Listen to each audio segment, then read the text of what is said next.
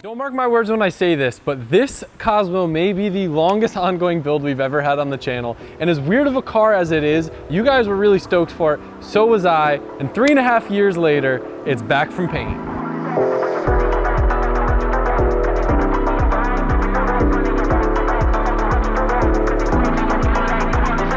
I know it probably looks like the most boring paint job we've done out of any of the cars, but I can tell you right now, Ray and Josh have more hours in this paint job on this car than anything else we've ever painted here at the LZ compound. This to them, they want to be the highest pinnacle level example of the work that they can do. There's so much bodywork and countless man hours that went into getting this paint to the point where it is now, and I'll let them explain later in this video some of the nuances with that. But mind you, this is straight out of the gun. It hasn't even been wet sanded yet. We're gonna let it cure for a while. And I can say with a small disclaimer that this will be the last big build of the year. And when I say that, I don't mean that hold me to it will be done by the end of the year, but this will be the last big from the ground up build that we'll be doing on the channel before the year ends.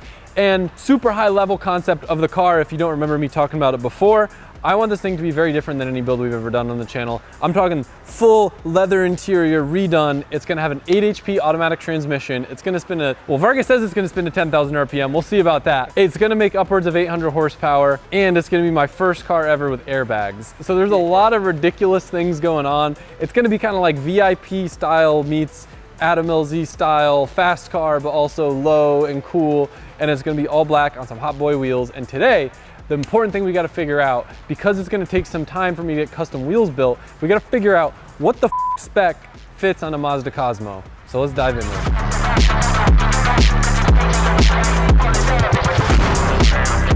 All right, now we got two sides to do, the front and the rear. The rear is gonna be easy because we don't have a shock in the car, so we'll be able to just jack it up, move the suspension right up in place, and we should be able to get our answer fairly quick. The front, some assembly required. We gotta put the fender on and do a bunch of whole stuff. So I'm gonna find a wheel that I think will be close. We'll put it on here and we'll see what we're working with. Now, mind you, none of the rear suspension has been powder coated or redone. All of it's gonna come off the car and we'll go through that. So right now, this is very rough mock-up. A lot of this car still needs to get redone performance mechanically.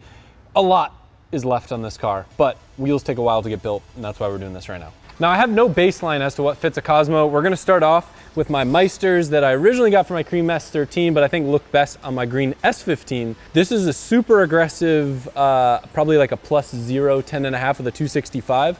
I think a 265 is my benchmark tire I wanna put on this, and this is gonna be making a lot of power. I know that I can put it down pretty good if I can fit a 265. It just might result in us having to be a little bit tough.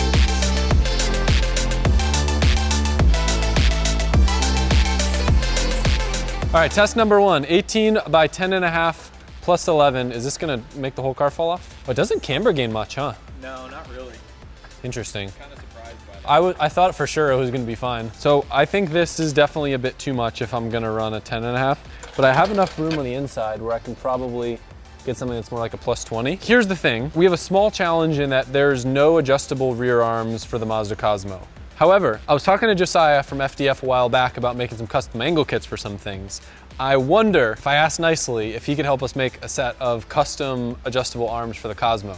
It's probably similar to some other cars out there, but it'd be really sick to be able to develop custom arms. That way, if I did want to run a wider wheel, I could. Yep. But that brings me to my dilemma. I still gotta order wheels, right? But I guess I could play it on the safe side, and then I can always use spacers or whatever stance people do. I've got a lot of wheels, but not a lot of high offset wheels. So this is actually for my Mark IV Supra that I'll one day build at some point in life. And this is a 10.5 plus 45, so super high offset. And what we can do from here is get it on, and then we can just use spacers to get it out and figure out what spec we need. I don't know if I'll go through the trouble of mounting a tire to this, but at least we'll get us in the ballpark. I have a feeling it's not even gonna fit. I think it's gonna hit in back. It doesn't, wow. But it almost does. That's like your record. That's kind of crazy. Well, now we know the max wheel that I can get, and I have a small slip-on spacer in there too. Right. No matter what we do in terms of tire or whatever, this will be our limiting factor. So we know that we can't go higher offset than this. Right. I'm a grippy boy, so I'm gonna try to put as big of a tire as I can on this.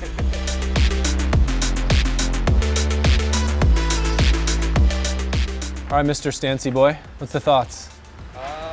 So this is perfect for air suspension because it should sink right into the quarter panel and then tuck once you actually are sitting on the floor. So this, honestly, we can go out a little bit from here. So I guess it's gonna be tough because we can't add a lot of spacer, but at least we know This is not a lot of camber. Right. And it can fit a 10.5. It just needs to be very high offset. I gotta point out, this is the most ridiculous thing. Yeah. Like, just looking at this, like, this looks so wrong. I'm trying to explain to Adam, like, this is your air out fitment. Mike is explaining to me the difference between the fender to lip fitment and then the tuck-in wheel fitment. Yeah. And he was explaining to me that I don't want to look like one of those moonwalker truck guys with the wheels out like this if I do the fender to lip fitment when I'm riding around aired up. I like how this entry looks with the wheel going inside the lip. It's very VIP and it adds to the styling of the car. So the challenge now is I got to find someone that can build me Minervas. They'll be 18 by 10.5 plus 40, which is like that. A weird spec. I think it's achievable. I think what they'll do is they'll probably just be doing like a custom inner barrel rather than the outer lip to achieve it. But I think the tire can fit too, which is crazy. And it's a decent amount of camber, but it's not crazy like you've seen some people do. Yeah, I don't really f with them tilty boys. I mean, it doesn't have that much when we drive around. No, not at all. Aired up, you'll probably have 2 degrees of camber maybe. It's ridiculous. So you'll see when we drop it, you'll get an idea of kind of what it looks like at ride height. Ride height will be more like, we'll say that. Something around there. I'm still gonna ride around low because I'm not a little boy, but that's not too bad. It'll be good enough for traction. Yeah. I just learned this from Mike. If you look here, this is called fender to lip fitment. And I think I actually like how this looks better, but the 2 points of concern that Mike has brought up to me is one, you need to have a crazy stretch so that way the tire isn't sitting on here. So you gotta have one of those dumb looking rollover tire-y things. But also the bad thing is the rolling, like how we would drive around, look at how the wheels looks. Yeah. You see that? It looks like those trucks where people spec the wrong wheel size and they're rolling down the highway throwing up mud at all the other cars. Yep. F you if that's you. I don't f with you. Go watch a different channel. Anyway, this looks stupid, right? Yeah. We agree? That's crazy how it does that. This is the only annoying thing I find with air is having to have 2 different fitments. I agree with you. I like the sunk thing. Yeah. Most of the time you're gonna look at the car aired up and you don't wanna look at it like this. Okay, so now is the not fun part, and that's me having to assemble the front suspension so we can test front wheels. Yes.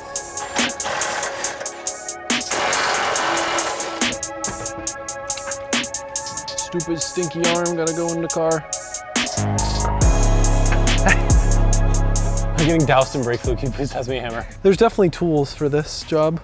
Yeah, somewhere. Stupid brake fluid everywhere. It's the longest bolt I've ever seen. Actually, I think it's only gonna be able to go in from the front. Damn. Almost. It's pretty good.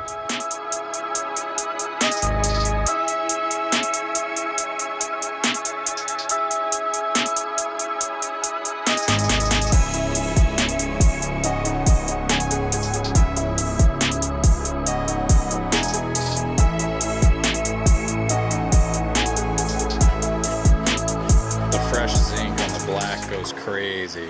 All right, I have no idea what the spec of this is, but I do want to try to run a 9.5 in the front, again, just so I could fit a decent tire, like a 235. 235, 265 is usually a good split, and that'll give it a little more stretch, which will help with being low and like not having rub issues. Although everything changes when you have air, so this is new to me.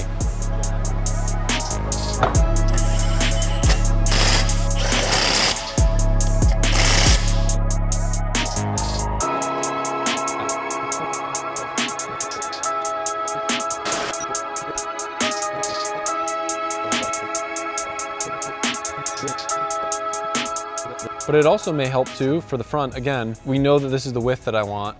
Yeah. We can always add spacer from here, but we can't go the other way. So you could confidently buy a wheel in this size. Yep, so whatever this is. Add an inch. Honestly, it looks like this +5 is gonna be perfect, but we'll have to figure out what it is.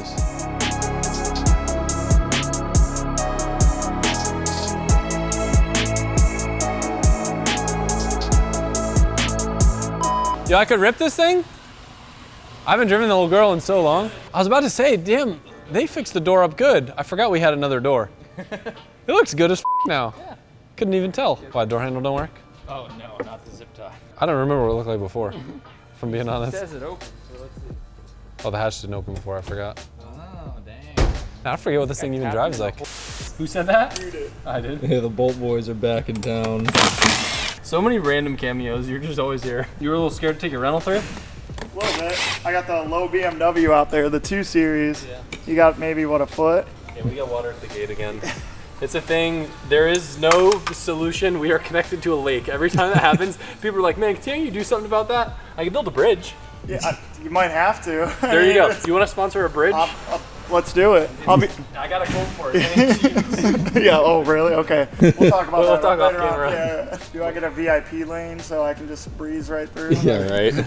You know what's funny? I've already drilled custom holes to make it as low as possible, and now I'm doing it even lower. Yeah, we're doing this with no context, by the way. That's okay. It's another seat dilemma where I'm trying to make my seat lower. Yeah. It's working so far. I need to shave these down, but I think I'm onto something. I need to shave this down a little bit too. But The whole goal is just to sit as low as possible. so you don't bonk your head on your cage anymore. Yeah, this is easier than redoing the cage. Yeah. So this isn't a be-all end-all solution, but this is a temporary solution.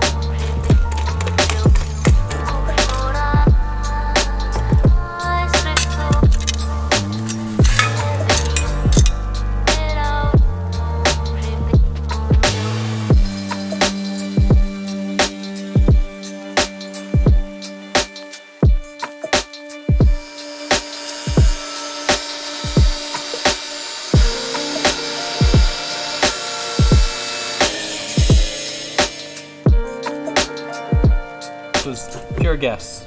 Perfect clearance. I will clean it up, don't worry. I'll be honest, I didn't think this was possible, and I think I was talking to someone in the UK or Ireland that had their seat mounted low, and they were like, yeah, just take a hammer to your floor. So that's what we're gonna try to do. Although I think I should probably remove the carpet. The butt of the seat sits kind of right here, so I just gotta get that down some.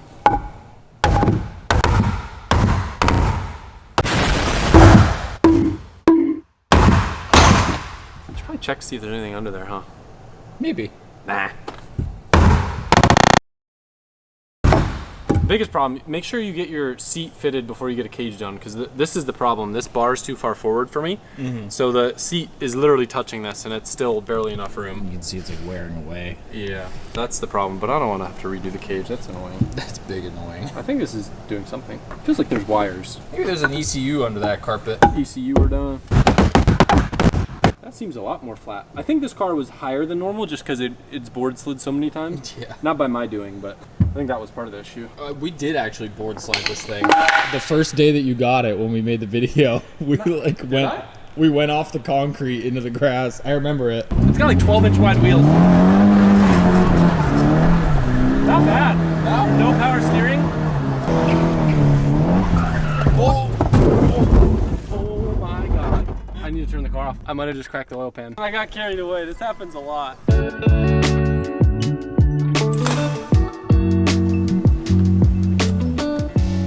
mean, it netted me a tiny bit.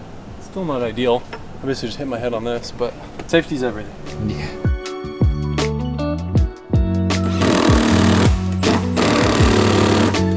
I feel pain for whoever has to take the seat out next, because everything's bent and wiggled in place. Like, my trick is to just leave things kind of loose, bolt it down, and then tighten them. Yeah. Which allows everything to flex. But for my tall people watching this, this is an insane feat of technology that I was able to mount a side mount seat below the seat rails. Yeah. I've never done that before. I've never seen anyone done that before. I'm sure someone in the comments has done that before. But there's a select few people out there that struggle with the same thing as me that understand just how big of an accomplishment this is. Yeah. My helmet's still gonna hit, so like we didn't solve that completely, but so the slider doesn't work anymore, which is okay, just because it's so like Tight and yeah, everything's twisted. yeah. So now it's locked on both sides. All that for an inch. Dudes will do a lot for an inch. Yep.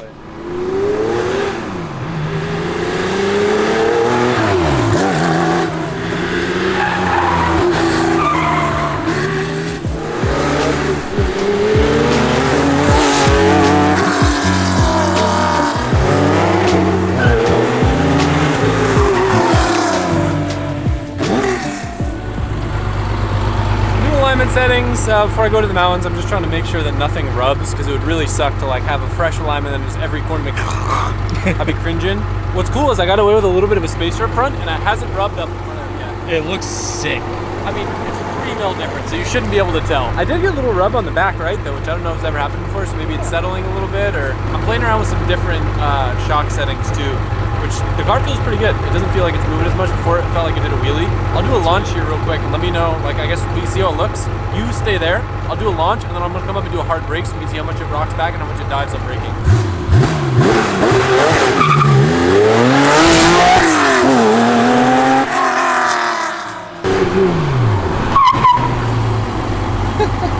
Well, it doesn't pick up much in the front. No, it's way better. Yeah. That was just a couple clicks on the shock. Yeah. I'm surprised how big of a difference that made.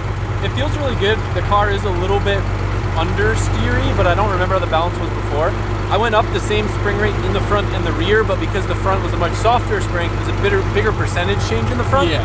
The rear is still a little bit on the soft side for me, but overall, I'm very happy and impressed. It'll be a nice and enjoyable ride up there. Yeah, I can probably play with the sway bars a little bit to help that, like soften the front a little bit, but I don't know if I will. All right, we're gonna give Mike a little bit taste of what this thing's like. Do a little corner behind my house.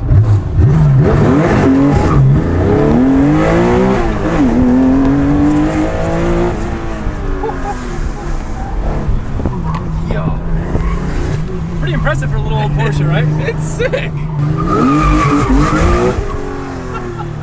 This thing's rowdy. Dude, this is a whole new appreciation for it. It's like, it's a little soft, but it's pretty good. It's impressive. very No good. rubbing. Yeah. It makes me want to space the front wheels out a little more. I have 5 mils for the front, but then it was like at the point where I got a little nervous with studs because I lose the hub-centric part of the wheel. Where 3 mil, it's still hub-centric, but it's a little bit better fitment. But it's nice to know because it always bothered me how sunk the front of this car was. Yeah. It's funny. I'll have Mike put a photo up on the screen. It's in the Porsche factory service manual that when people put 18s on this car, the dealership's instructed to cut part of the inside of the fender. Like it literally says take a grinder to the inside of the fender in the Porsche service manual. It's exactly what I did, and it got rid of like 90% of the rubbing. That's so funny. I know.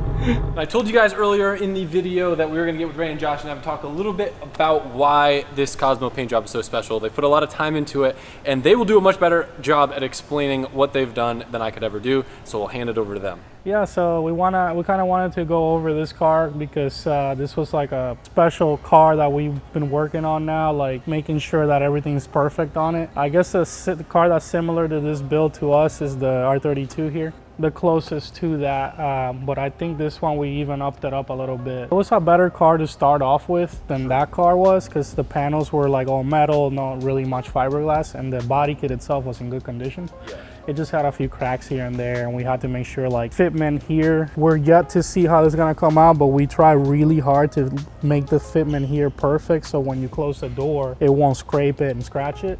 So we kind of took that approach with everything on this car where it was more quality over how quickly we could get it done. Right. It was, the focus was how much quality can we do this. Body work on these quarters was like really important because it's gonna be black. So like you're gonna see if there's any waves, if there's any dents, any weird stuff. Rolling this, making sure that you know it fits, that's crazy actually. I can't put my finger there. Super tight. Yeah, but yeah, making sure that was good, and just spending time blocking the whole car. Everything got blocked all the way to pretty much to the paint booth. We didn't use DA much of this, like once we had it in primer and bought everything pretty much. Yeah, so we finished everything probably 320 to 600 by hand to get a smooth finish on it. The color itself is actually pretty cool. So it's actually just a one toner. So really expensive because it's only one toner. What's cool about it is that you can f it up. You can make this like, you can't mess it up. The color match is always gonna be on point. There's only one color. But yeah, it makes it expensive. This is water-based as well with PPG 2021 clear coat.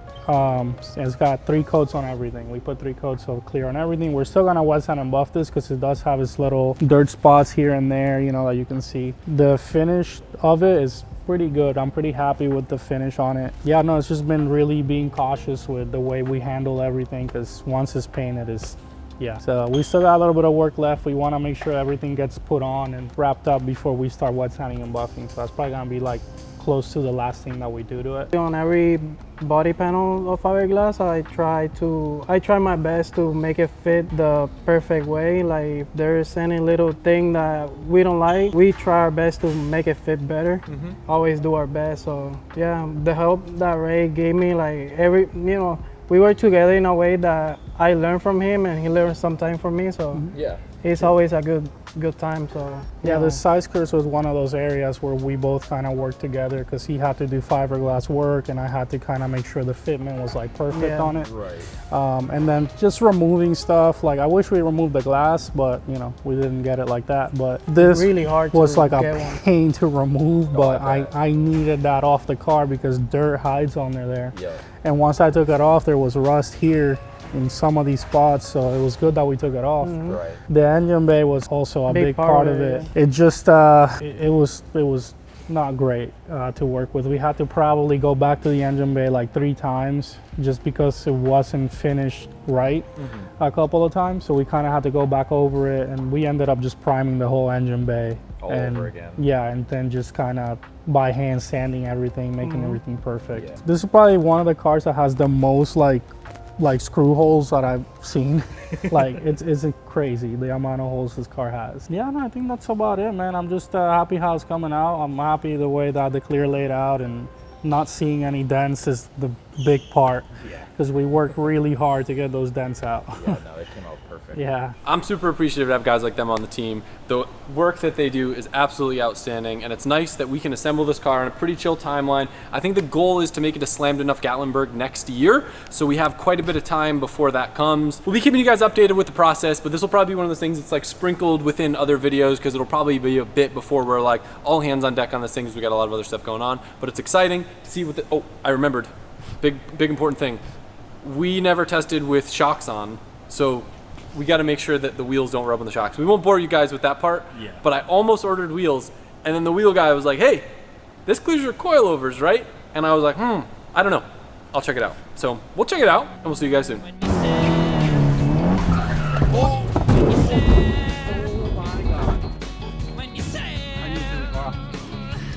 I might have just cracked the oil pan. Oh my god.